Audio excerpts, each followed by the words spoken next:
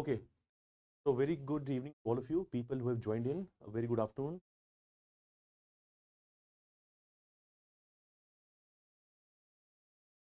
Sadri, we are starting the class right now.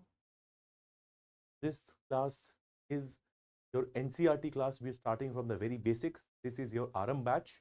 And today we are going to have the very first class on the NCERT of Polity. I'll just take 1 minute for the students to join in. Other people who can hear, just drop a comment.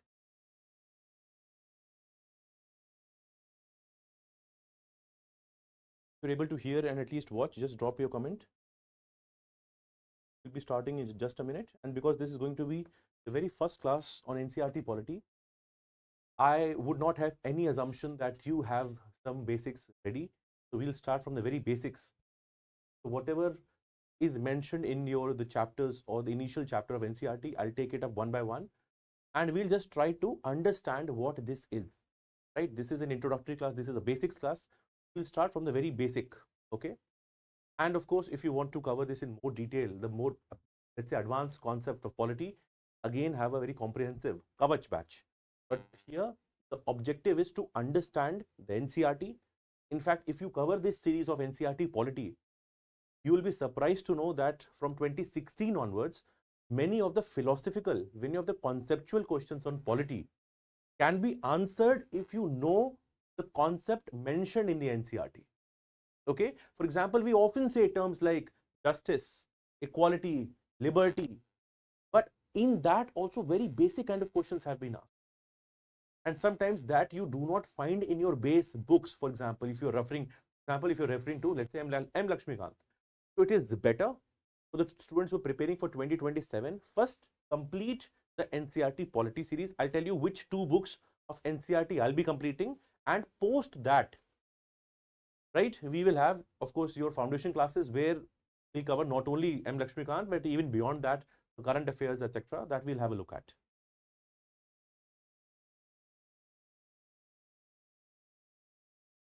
Okay, good evening to Neha, Arjun. Yes, absolutely. When we say polity, so we'll cover it both for prelims as well as mains. Okay, and you will have your very comprehensive notes. So students who are here, right, for mains also we make very good one-page summaries that help you consolidate all these things. So I think now the people have settled in. I will now start and I'll tell you what is the idea for our discussion, because I know this is your very first class. I'll take it step by step. We will not be rushing any concept. Okay. So that is the very first thing to keep in mind. What is our agenda here, right? Now, today is your lecture 1 on NCERT polity. Now, for the initial set of lectures, this is the NCERT we are going to cover. This is your class 11th NCERT. The name of the NCERT is Political Theory. This is the cover. And in case somebody still wants to look it up, how this looks like, this is the NCERT I'm going to refer to. Okay, this is your NCERT Political Theory. Fine. This is sometimes often an overlooked NCERT. Okay, but I'll tell you in the span of these classes, this is going to be very important to understand the concepts. Fine. So this is the one, and we will go chapter by chapter. In fact, today is the introductory class. So I'll briefly tell you what is there in the chapter number 1 and some basic concepts around that. Okay. And as we move ahead with each subsequent lecture, right, so we will be going and understanding the base concepts. Okay. So for example, if somebody were to ask you, let's say, what is freedom? Okay. What is justice? What is rights? What is equality? All of that is very conceptually, very simple words mentioned. Okay. Now, if you are following these lectures, first I'll tell you how should you be following the lectures, right? So one thing is, whatever important things are here in this particular book, for example, I will be mentioning those headings. I will be giving you examples around it. Okay. Now, because in the initial chapters, right, whatever is the more crux point that we need to know, that only we'll be writing it. Okay. And in fact, I'll also tell you how to summarize this NCERT, so that this almost 150, 180 odd page NCERT, we'll be able to summarize this in 10 to 12 pages. That's it. And that is more than sufficient to answer the kind of questions that will be asked. Because again, our idea is to keep in mind that we have to get questions correct in the prelims exam. Okay. So that is there. And beyond this, example, in freedom or liberty, for example, Article 19, okay, freedom of speech and expression, all of that more detailed part will be covered, of course, in your foundation classes in more detail. So we'll be restricting ourselves to the NCERT wherever discussion is needed. Of course, I'll be giving you a lot of examples, okay, to understand the things around it. Fine, that is there. Now, people who are watching this for the first time, okay, please be patient, right? Whatever doubts you will have, you're more than welcome to write it in the comment section. I'll answer that, number one. And second, whatever, let's say I'm mentioning in the very first class, will also get reinforced in the subsequent classes, okay, because the very first class is about the introduction to political theory, okay. So what I would encourage, let's say in case you have an A4 sheet or any copy, right, you will try to make some running notes, and we'll also minimize what kind of notes are needed, because mostly I'll be showing you some headings, and around the heading only we will be able to wrap the entire topic, okay. So here you can just make some running notes or some keywords, that's it. That will be very helpful for recall. And focus more on the examples I'm giving you. That is the very first thing, okay. This is the NCERT we are doing, and after this NCERT is done, we will do another NCERT, that is Indian Constitution at Work.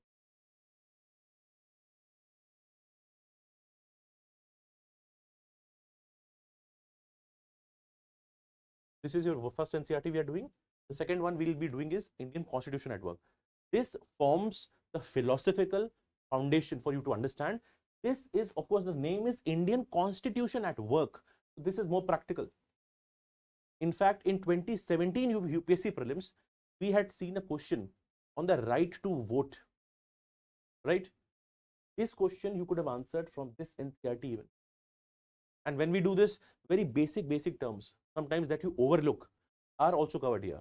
So again, at Sunya here, our idea is our basics must be very strong, right? So for polity subject, we will be doing these two NCERTs, and after we are done with the NCERTs, then you can, and we will upgrade our preparation, and then we'll go into the more advanced aspects. I hope till here everybody is able to follow me.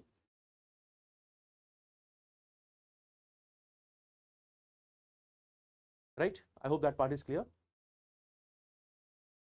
All right. So let me begin, and we will start with this very thing. So if we see the chapter number one basically is your introduction, okay, and that first of all just opens these words, because chapter says introduction to political theory, okay. So as absolute beginners, let us understand what these terms are. What is politics? What is political theory? What does it talk about? So in the next 15-20 odd minutes, we will be understanding what these terms are, okay. So the very first, the focus for the next 20-30 minutes for us is to understand what all is actually mentioned in the chapter 1. All right, I hope that part is clear. Now, you're seeing this term politics, okay. I'm sure all of us are very familiar with the term politics, right? People say sometimes in the office, don't engage in office politics, okay. If you look at elections, people say, the party is doing politics on this issue, right? On reservation, there is politics going on. If a dam is to be constructed, people say, politics is going on, right? So this is a term that you will see every time. But I want to ask you what you understand by politics. And then we'll also see what does NCERT have to say about politics. All right? So the people who are here, who are watching this, you are requested, whatever you understand from politics, just write it, because the more participative, the more engaging you are in the lecture, the better your retention is going to be, okay. And of course, your definition could slightly be wrong. Don't worry, I'm here to correct. So you're just required to know what is the politics. Just a very simple question from my side.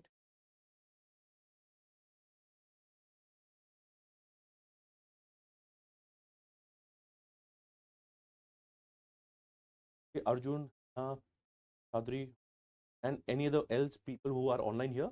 Very simple question for you. What is politics? After that, I'll give you my definition of politics from the NCERT that we get to see, right?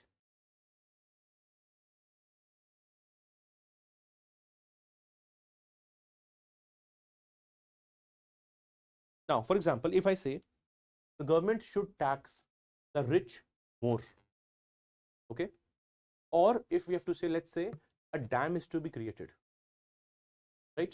Or for example, there's a river around which a dam be constructed. Everything that I've uttered till now, everything is politics.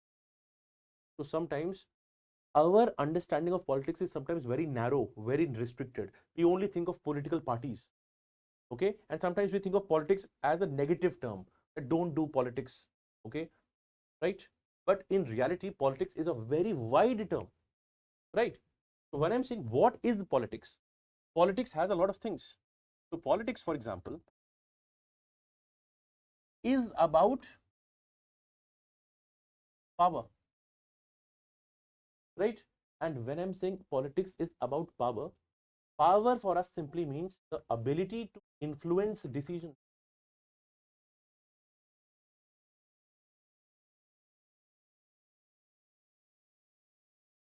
Ability to influence decisions. Okay, we're expanding more on this. Now, politics can also be about allocation of resources. Politics can also be about decision making. Politics can also be about conflict resolution, right? All of that ultimately is politics. So when I'm saying politics, one, generally people think politics is about power. Somebody wants to fight an election. Let's say they get or they join a political party. They are doing politics. Yes, politics is about power, right? And power is simply the ability to influence decision. But politics is also beyond that, which means politics is also about conflict and conflict resolution, right? For example, if there is a big forest, okay, and we need to have maybe a society, housing society to be created. You want to have people having houses. Now there will be a conflict. When we cut down the trees, there may be some tribal people living there, right? They will say that, why are you cutting down our trees? Of course, they will be rehabilitated to some other place. But the point is, even there is going to be a conflict. And conflict can be between different departments. It can be between various ministries. Let's say Ministry of Power has a conflict with Ministry of Environment on the same issue, right? For example, if there's a developmental project going on, okay, you want to have a big, let's say, port project or a big infrastructure project. Let's say for that, we need to cut down certain trees. That also ultimately can be linked to the politics of it, okay? Now, the conflict can be, so like I told you, the conflict can be between, for example, farmers versus industry, right? Farmers, for example, they want to grow a certain potato, but a company like Lay's is, you know, the chips that we eat. PepsiCo is the company. Even there we have had conflicts. Even that can be a part of politics, right? One more example that I gave you. Let's say there is a, you want to have development, but sometimes the environment is in conflict with this development, right? So I gave you example. Let's say if you want to create a dam, but in the creation of a dam, we may have an issue, right? So politics is of course about power, but it is about conflict and how to manage the conflict, right? So for example, farmer industry, how to ultimately reconcile the difference is also politics, okay? Similarly, should you tax people more or should you help them through subsidies, through government schemes? So taxation versus welfare. Now you can also say, sir, the government is doing taxation so as to ensure welfare. But sometimes the tax paying citizens, they may feel there's a higher burden of taxes, right? And of course, in economics, you'll read about taxation, GST, the goods and services tax in more detail. But the point here is all of this is also what you refer and what I refer to as politics. Okay, so politics is also about this, right? Next, if we, so not only limited to this part, right? Politics is also about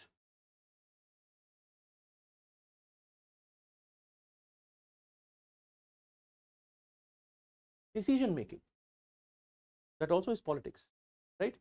So let's say the government has to make certain decision. Okay. Now this can be with respect to allocation of resources. This can be again with respect to resolving dispute. All of this ultimately in a simple small term is known as politics.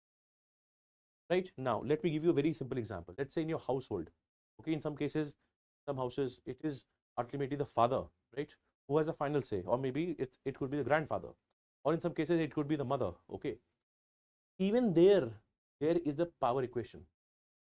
Okay, not every member has the equal power, right? Even there, the allocation of resources, right, the decision making is there. So even in houses we can also say there is politics going on. And for us to understand politics, of course, is not just a negative term sometimes that you see in the movies or maybe TV debates. The politics includes everything which is related to power, which is related to conflict and conflict management, and also with respect to decision making. So when we look at politics, and this is at the absolute basic, okay, all of this is ultimately understood, covered through politics. Okay, so if you are making notes, finally what should be there in your notes is politics equal to, remember these three keywords, that's it. Power, what is power? Ability to influence decisions. It is about conflict. Now conflict can be between different stakeholders. They will have a conflict. To resolve the conflict, again we can talk about politics, right? And lastly, about decision making,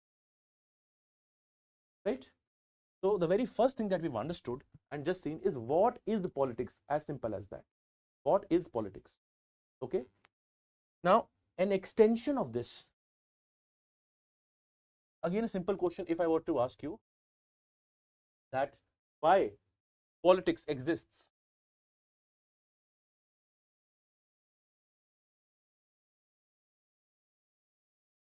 Why politics exists? Okay, why is it there? Again, think of a country like India.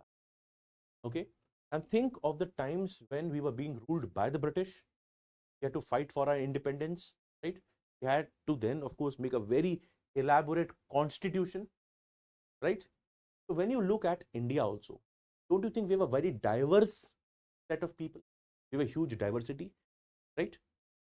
In this diversity, we have to ensure that all the section of people are able to get the benefit, right? They should get the fruits of development.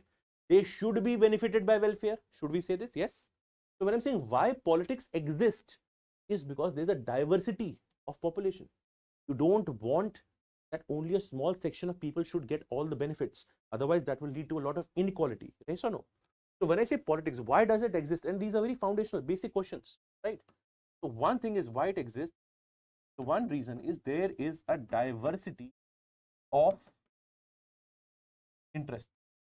Of course, there are different sections of people. There's a lot of diversity of interests. This is what explains why politics exists. Okay. Second thing is, in a society, this thing is very important. Conflict resolution. People are bound to fight. And when I'm saying fight, the fight does not have to be physical punches. The fight can be any dispute. It can be a land dispute, allocation of resources, right? All of that. For that, okay, we ultimately create laws, we create bodies, we ultimately have a constitution. It is very important in a liberal or let's say in any society that if there is a conflict, how to resolve the conflict. We also know the role of the executive played here. Okay, and again, executive, legislature, judiciary, all these basics. As we move in our classes, we will discuss this in more detail. Okay, so don't worry. So politics also exists so as to solve the dispute. This is nothing but conflict resolution. Politics also exists because we have a lot of collective good, right? And if for example, let's say you think of a park. Okay, you go outside in a park, you take a walk, other person can also come in, right? Same, let's say all of us breathe the same air, we drink the water. Now, and it is a collective good. Now, how will this collected good be distributed? How will this be used? How will this be shared? All of that part is also nothing but politics. And politics exists so as to ensure that diversity of interests is represented. Politics exists so as to help us in conflict resolution. And politics exists also on managing the collective good. Right? So all these things are important to understand. So when we are looking at that, what is the politics? Politics deals with, we saw three keywords. Power, right? What was power? Power was the ability to influence decision. Second, politics was about, it was about managing conflict. And third, it was about decision making. And why this exists, this is also an extension of what we saw just, right? This is also something we understand, right? So what is politics? Why politics exists? Okay, all of this, the examples which I'm also giving you, so the keywords are also mentioned in our NCERT. But till now, only two things to understand: what is politics, why politics exists. I hope till here you're able to have some idea. Now, the third thing to know is then what is political theory. In fact, the NCERT is named political theory, right? So if it is theory, right, it is simply just one line I have to tell you. It is simply the study of political ideas. Study of political ideas. Now you can again think in your mind, which ideas are we talking of? Which political ideas? Okay, so again, let's say ideas like what is freedom? What is, let's say, equality? What is justice? Okay, and all these are separate chapters in this book. Okay, so for example, if I ask you, and this is generally, in fact, when I was thinking myself many years back for the first time, okay, somebody had asked me, how would you define justice? Okay, and this is an exercise I also want to give you. Of course, we will discuss this when we discuss the chapter of justice. But my question to you, and also question was which was posed to me many years back, is how do you define justice? And I want you to also think, what is justice? And it can happen that you will find it difficult to articulate what is justice, because everybody expects justice. You will say, everybody, people say, we want justice to be done, right? But then what is justice? How would you define it? I want you to do that. If you're able to do it even live, you're more than welcome, right? If you're able to find a good definition, maybe whenever you see this lecture on YouTube, etc., you drop in a comment. I'll be interested to see your definitions. But do not worry, we'll see this as we move ahead. Now, so what have we seen? What is political theory? Political theory is study of political ideas. Very simple definition, right? What ideas? I've just given you a few. There can be more, of course. I can also talk about, let's say, rights, many things. All of that, the study of political ideas is nothing but political theory, right?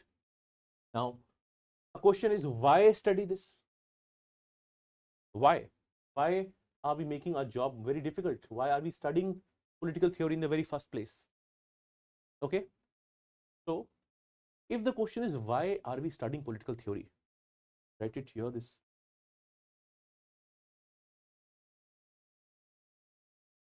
Because this is going to set the expectations for us.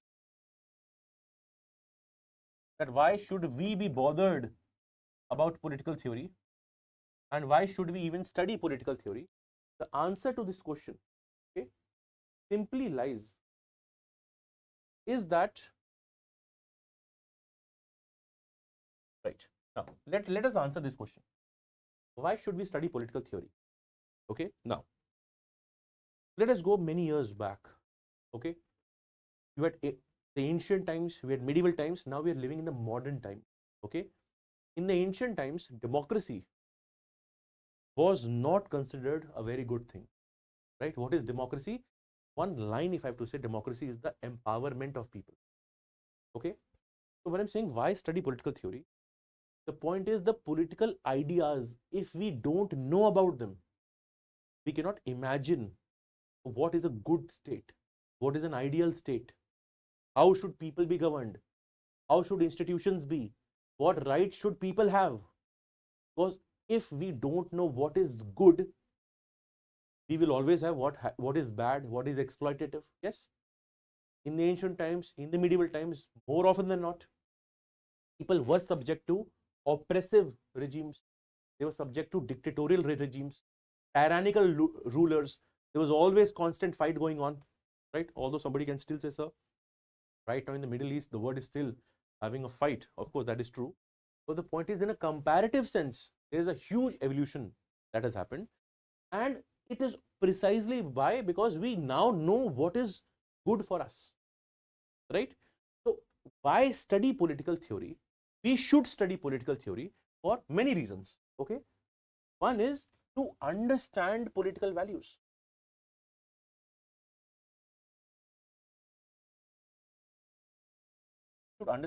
It helps us understand political values. Now these values, okay, can help explain just the points I had mentioned. Let's say, what is liberty truly, right? What is, let's say, equality? What is rights? Again, what is justice? How justice can be done? All of these things. So the very first point is, why should we study political theory? It helps us understand political values. Very important. Okay. Second, it helps develop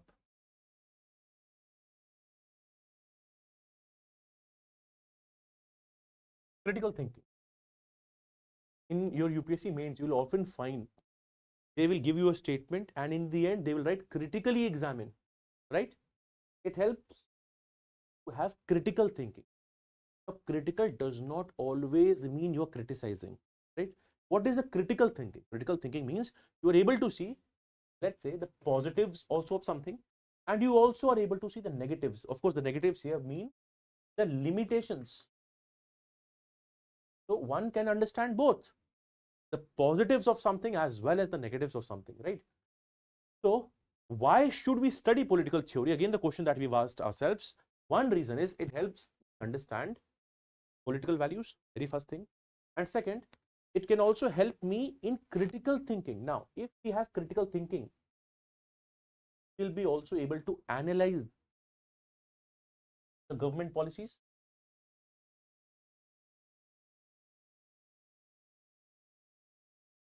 Okay, we'll be able to bifurcate all of that. This can happen, right? Second, if we know these values, in fact, liberty has been very much, it has to be, a lot of wars happened. People had to had so many movements, so many protests. Then people have got liberty, right? So first is to understand the values. In fact, the point that I made, American Revolution happened, French Revolution happened. Don't worry, these topics are a part of your GS, and in the word history, you will be doing all these parts, so you will be covering it. American Revolution, French Revolution. Here, the whole idea was that people, they were fed up of the existing political system, and the people wanted to be having, they wanted democracy, they wanted liberty, they wanted freedom. So unless we know what is a value, we'll not be able to fight for it. And in fact, the French Revolution, the Russian Revolution, the American Revolution also became an inspiration for Indian national movement, right? Same. When I'm saying equality, let us also focus on just values. And please mind, these are all separate chapters in this NCERT itself. So when I'll be doing these specific chapters, I'll be going in even more detail. Okay. And understand, this is only the lecture one. This is just the introduction. Okay. We'll be going in slightly more detail to the let's say, part in which the NCERT in which it is mentioned, right? Now, I'm saying equality. In the ancient times, equality, the concept of equality was not there. There were a lot of slaves. And the moment I say if there were slaves present, that means inequality was present. In fact, people like Aristotle, they justified inequality. Okay. And when he would justify inequality, he would simply say, some people are bound to be slaves and they have to serve their masters. This is what they have to do. Right? But later on, even in also the medieval times, we see a lot of exploitation happening, a lot of unscientific, if I can say that, thinking was there. But slowly, steadily, in the modern times, people said we have, because everybody is the human and everybody is equal, therefore equality is very important. In the Indian Constitution, there is a lot of focus, emphasis on equality. Okay. Then rights. Okay. Now, rights is a very important concept. Right can be an entitlement, it can be an obligation, right? So, for example, as an individual, for example, we have fundamental rights, okay, which are guaranteed by the Indian Constitution. And if these rights are taken away, abridged, we can move the court. So, rights also help an individual, right? Now, when I'll do the chapter of rights, I'll tell you how rights play a very important distinction to understand what is the relation of an individual and what is the relation of state. Okay, so rights. So imagine, and just for example, there can be a liberal state where people have a lot of rights, whatever they want. For example, whatever they want is guaranteed to them. But there can be a dictatorial state, a very oppressive state, exploitative state. Here, people will have almost negligible to no rights. Yes or no? Then we have to understand what is justice. Now, I've already given this to you as a homework, but let's say if I use another term, we say that we expect fairness, right? It should not be that might is right. Earlier, what used to happen, for example, you've heard this common saying, jiski lathi uski bhains. This simply means that who has more power has more might. Okay? And if you look at the international world, don't you think that might is right almost seems to be true? For example, US is able to sometimes invade the countries looking for weapons of mass destruction and is able to justify, right? And even right now, the whole conflict that is going on with, of course, Israel, US, Iran, and the whole Middle East in conflict, sometimes defies that whether international law is respected or not. What is United Nations doing, right? Of course, all of this we can debate in our classes of international relations, IR. That is also a topic, GS, general studies, right? Now, the point we were trying to make is, why should we study political theories? Helps us understand political values and it helps us develop a critical thinking. Okay. Third thing that it also helps us, okay, apart from these two, is it helps us understand institutions. It also lays the groundwork or foundation for responsible citizenship. Equally very important. It helps us understand institutions better, right? For example, let's think of Supreme Court in India, taking one example. Okay, somebody can also say, let's say Finance Commission. There are various institutions that we have, right? National Human Rights Commission, etc., right? So when I'm saying it helps us understand institutions, okay, how does it help us in, right? Now these institutions are driven by values. For example, Supreme Court ultimately has to do what? That constitution be followed, right? India should be governed by rule of law, yes or no? It has to ensure this. So the institutions are helping in this regard, right? So this political theory also helps us explain why you have, let's say, parliament. Now, parliament is ultimately going to make laws. Judiciary is going to adjudicate laws. Okay. The implementation is, of course, with the executive, all of that. So different institutions. I've mentioned 3 institutions. So let's say we're talking of executive, legislature, and judiciary. Executive, legislature, judiciary, right? It is important to understand all of them, right? What is the work of executive? Okay, and here you think of this simply as the work of government. Let's say even the Bureaucracy. Its work is related to implementation of rules, implementation of laws, right? Legislature, it has to create laws. Judiciary has to adjudicate. It has to look whether the spirit of the constitution, values of the constitution are, or is that being followed, yes or no? All of that is there. So you have an executive, you have a legislature, you have a judiciary. So political theory helps us also understand institutions. And as we move along, as we discuss, you will find institutions have a very important role. Now just imagine if these institutions or any of the institution does not play its role well. For example, in certain countries, if the executive is very powerful, let's say there's a leader, the leader is very powerful. The leader can even overshadow legislature as well as the judiciary, right? That is also very dangerous. So we want that all the three institutions should work in harmony. If they do not work in harmony, that leads to more challenges. That is also true, right? So one, of course, help develop critical thinking, important.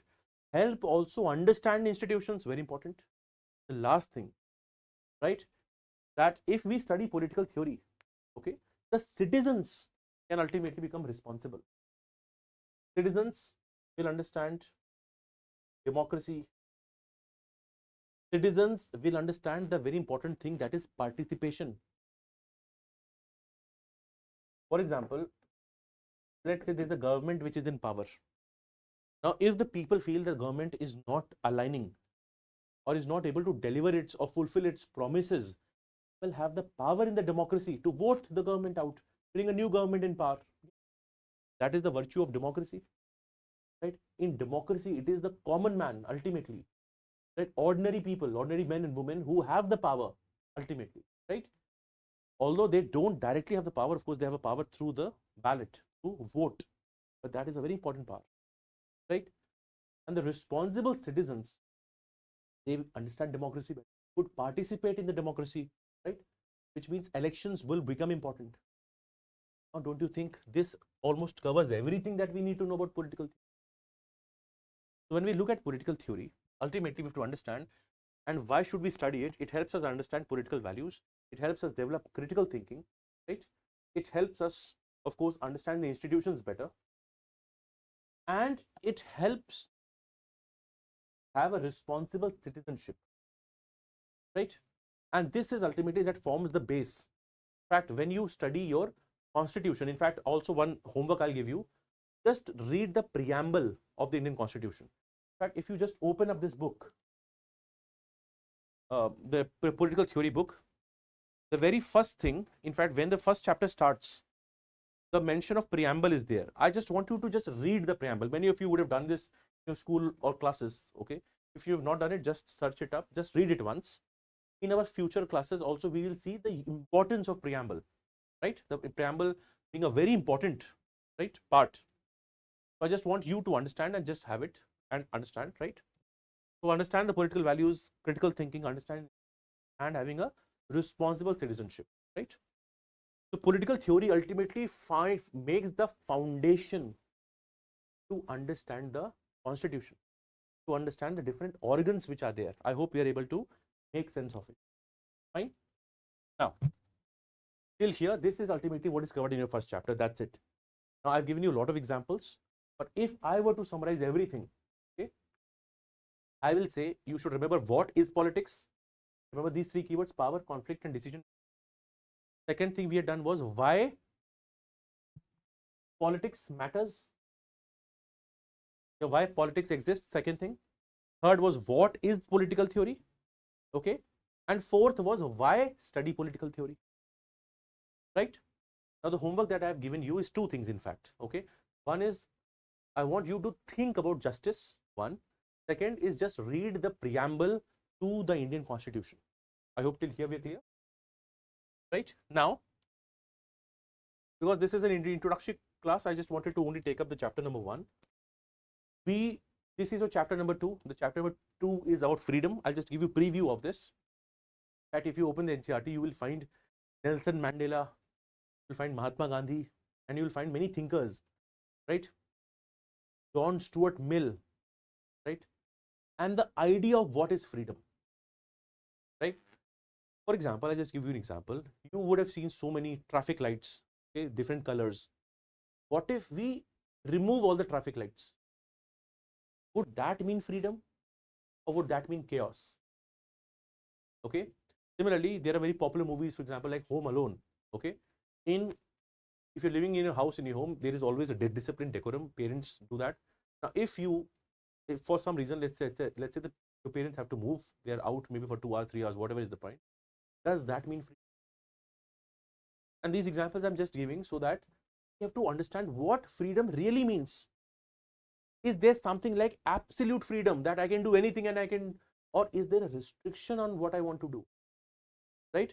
Now, let me give you even more practical applications. Sometimes you will see if there is the threat to law and order, okay, curfew can be imposed, your movement can be restricted, yes. Second thing, the internet can also be stopped. There can be a internet shutdown, yes or no? So that means the state can also restrict your freedom. Freedom cannot be absolute. So when we meet tomorrow again, we'll start with chapter number 2. Today, I just want you to just understand in very basic terms and just to have an orientation on the NCERT. Tomorrow we'll discuss this chapter, what is freedom, and chapter is a very important philosophical chapter to know what is freedom. And many times people get confused. There are variations in freedom also, what is positive liberty or positive freedom, what is negative. So we also need to understand that. Okay, so that we'll have a look at. Before I move ahead, I also, because there are people online who would be wanting to know what programs do we have, etc. The current program that you see in the class is a part of AARAMBH, that is the NCERT batch. Here we are only doing the very basics of what is there in the NCERT. Of course, the questions are sometimes derived from the NCERT, but sometimes are very much beyond the NCERT, which is comprehensively covered in the foundation classes, for which we have the Kavach batch, right? This is the Kavach batch. So if you're preparing for some, or let's say you are in 2027, your attempt, this is something that you can do. Second thing is the results of UPSC had just come out. Here at Sunya, we have again the philosophy and the idea is to actually be involved in students to have meaningful outcomes. So even we have shared certain testimonials. You can also visit our YouTube. From that, you can also see this. Here's just an idea I'll give you. We cover things from basic to advanced. Okay, so foundation classes, advanced classes, test series. Very important part is the one-to-one mentorship and the guidance that we give. Okay, that also happens to be a very, very important section. So that is there. And in addition to this, right, we have also the whole team here with, right, sir will be taking some aspects. This is myself, I'm Amritansh, Ankit sir. So just giving you a basic idea, and if you want to know slightly more detail, you can still get connected with us and inquire about the course, right? Ma'am, sir, and you have the main very good aspect here is that you have one-to-one mentorship. Of course, the classes, testing, everything is there. So that is one thing I wanted to tell you. Do you have any query on this part? All right. So we'll now meet again the people who are already in our Telegram groups, where we notify you with the link and also with the time. We'll be sharing those updates with you. Okay. So that is there. All right. So we'll now meet in the second lecture, right?